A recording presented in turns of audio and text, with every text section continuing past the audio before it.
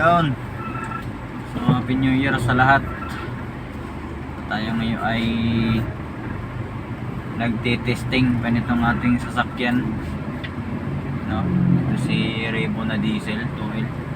So ang problema kasi nito is merong pressure sa kanyang cooling system, as in lumulobo yung hose, tapos hindi siya mapiga, no? Sobrang tigas. So pagka ganun kasi, isipin ka agad na head gasket, no, nagkaka-pressure.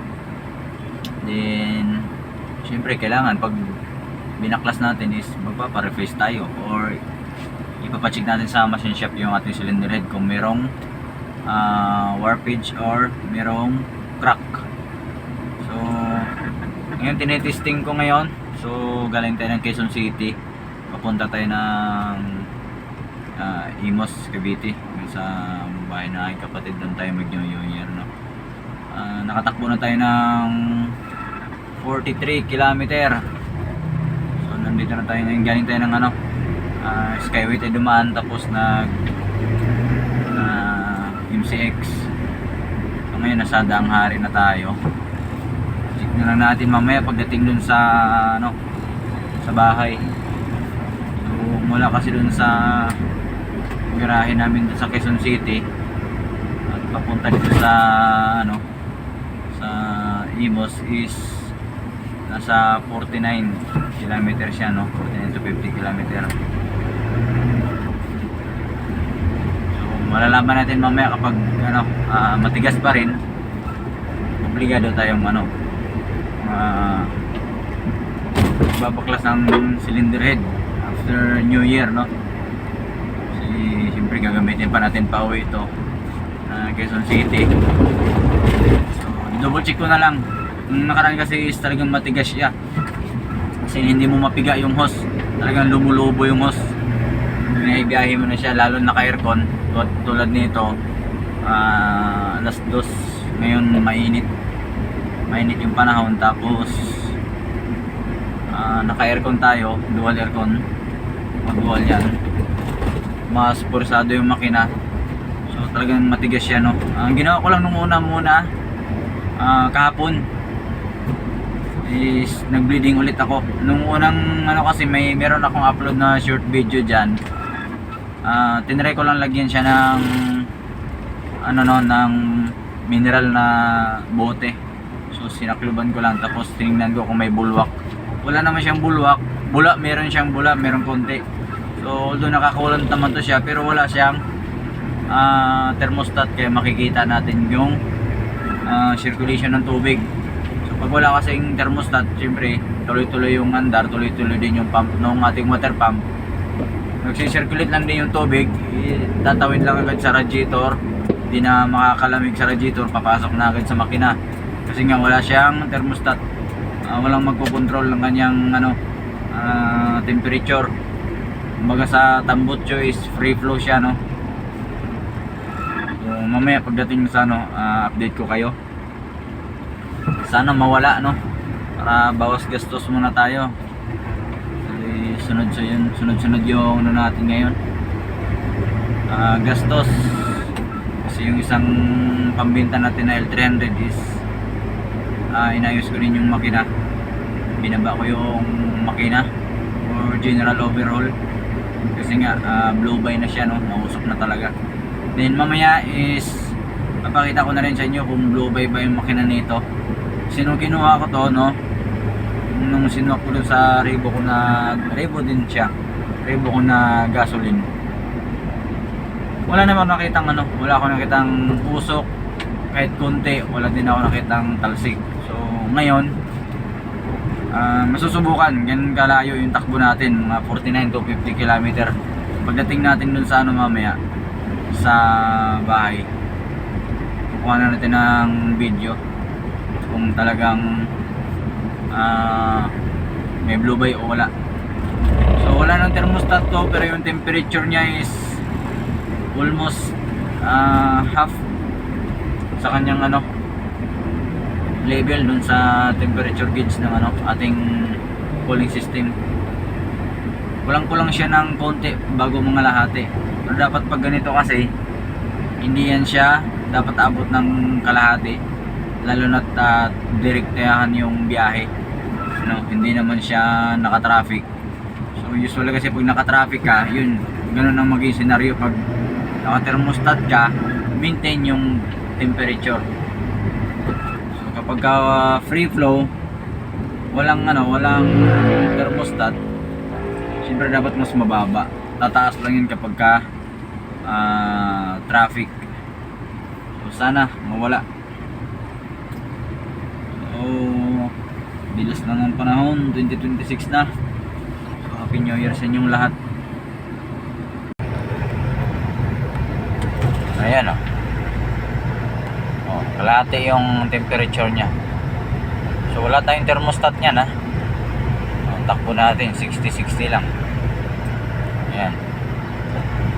Yan yung temperature niya mula kanina. Galing tayo ng Quezon City. So update na lang mamaya pagdating sa bahay, no. Tingnan natin kung matigas pa rin o gumana yung aking ginawang technique ng pagbi-bleeding, no. So update mamaya.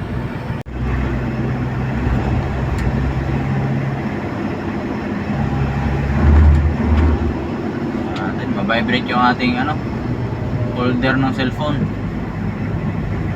So malapit na tayo sa open canal. Ayan. Dito na tayo sa bagong tulay. Ayan uy, tatawid ka dyan. Binuksan na naman nila.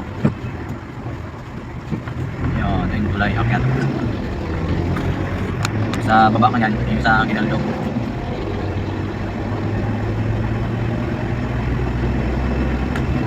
Relax mo.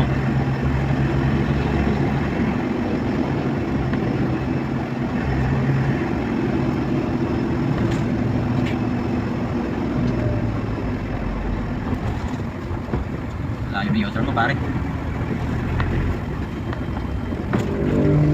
Ito na yung open canal. So dito sa open canal is ginagawa na rin yung tulay doon.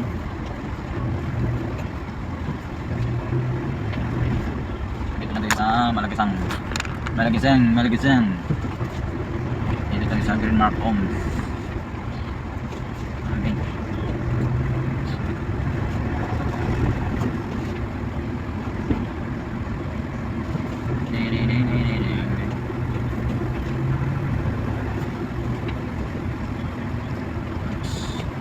Sana lang talaga mawala, no. Sunod-sunod na yung talaga. Sunod-sunod na yung gawa.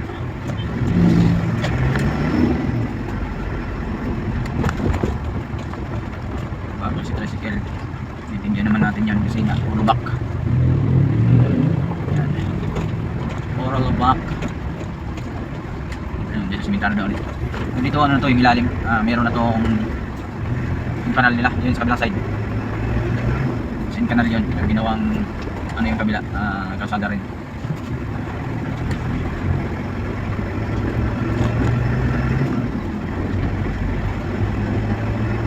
Lapit na tayo.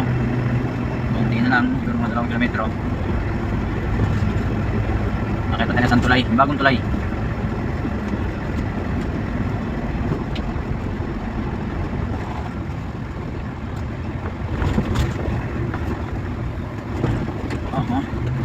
Back. Yes yo. Yun, ito yung isang tulay na sinasabi ko. Ayan. Ibay na nakamotor na yun, walang lubak-lubak. Dire-diretso. Dire-diretso sila.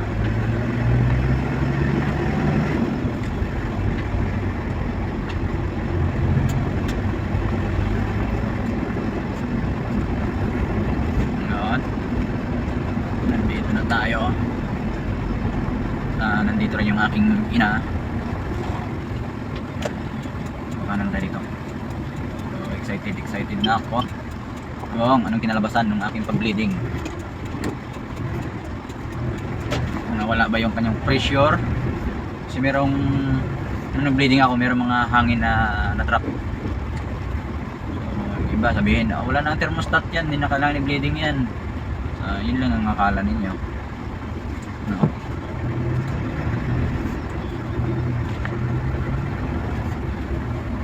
I-bleeding natin to pagdating. Tingnan natin kung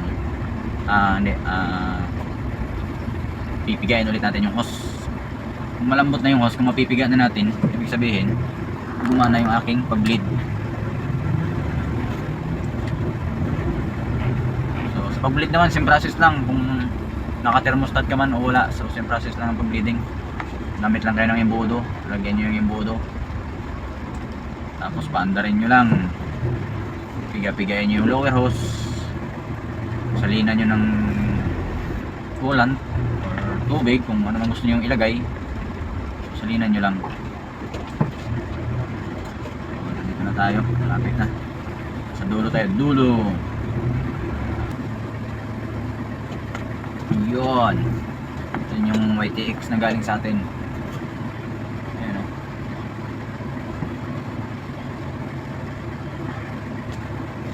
Okay, so naka ano tayo, ilang kilometer? 51 kilometer. So nag-set kasi ako ng 00 pagalis doon kasi nag full tank tayo ng diesel. Ayan, so temperature nya, ayan o, sabi ko sa inyo, kulang ng konti para gumit na. Okay, so yung pampaingay natin mamaya, ayan, siyempre air horn, meron naman tayong air compressor dyan. Okay, so yan yung pampaingay natin. Tingnan natin yung ating makina. Siyempre bukas hood, hindi muna natin patayin, bukas hood. Pero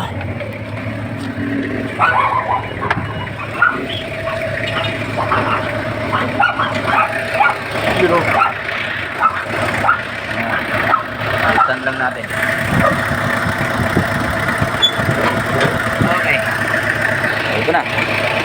The moment of truth, ayan na, oh, napipiga na siya. Wala nang overhead. Ito tayo, dating ano nyo, ayan, lumubo na yung ating hose dito. So ngayon wala tayong ginalawa, wala yung tinakbo natin. Ayan. Okay, success. Success. Tapos yung ating makina, oh, walang mobile, walang uso, walang talsik. Oh, alisin natin eh. Good. Okay. So buti naman, nawala.